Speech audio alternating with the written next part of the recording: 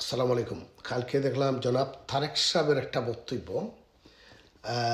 যেটা আমি আগে একবার নিজেও হয়েছিলাম, বাট থানোর বক্তব্য and I was thinking like that, যে আমরা দেখি আমরা যারা এমপি ক্যান্ডিডেট বা যারা আগামীতে নির্বাচন করবা অনেকজনকে দেখা যায় তারা এই বড় বড় জনসভা এইগুলা করেন।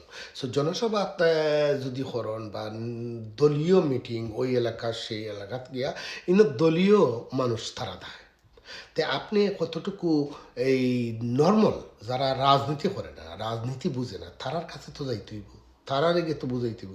সো আমি থ্যাংক ইউ জানাই আমরা লিডার জনাব তারেক রহমান সাহেব রে এইটা যে তুলিয়া ধরছেন। অ্যান্ড অফকোর্স আপনি যদি একজন চেয়ারম্যান হইন, হাঁটি হাঁটি মানুষের বাড়ি যেত, একজন মেম্বার হইতে হইলে, আমিও কয়েকদিন আগে আমার এই যে লোকাল, আমি ইউকে থাকি, ইউকের আমার যে লোকাল যে ওয়ার্ডের কাউন্সিলর ইলেকশনের পরে 2 বছর পরে আইসে আমার দেখতো যেন আমি ওর ঠিক আছে নি, আমার সব কিছু ঠিক আছে নি।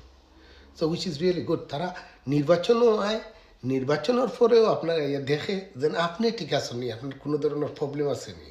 আর আমরা যারা নির্বাচিত হইবা খান্দাতা আবার দূরের কথা, তারাও নিজে ডাকাত গিয়া বই রইন, ফোন দিতে হইবা, ফোন দিলে আচ্ছা আমার পিএসের লগে কথা হুকা, পিএসএ দেখবো না, এই ধরনের এইগুলা থেকে আমরা বাড়িয়ে হইব। আমরা নির্বাচন করবো, আমার যে ভোট দিব তার খান্দা যেতে হইব, গিয়া তার কাছ থেকে বুঝাইয়া ভোট আনতে হইব। আর বারবার আমরা নেতা জনাব তারেক রহমান সাহেব হইরা যেন আগামী নির্বাচন নট কোন বি ইজি, এটা তো ইজি সহজ নির্বাচন হইতো না।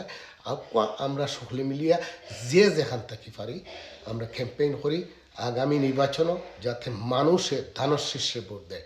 ধন্যবাদ সবাইকে। আসসালামু আলাইকুম।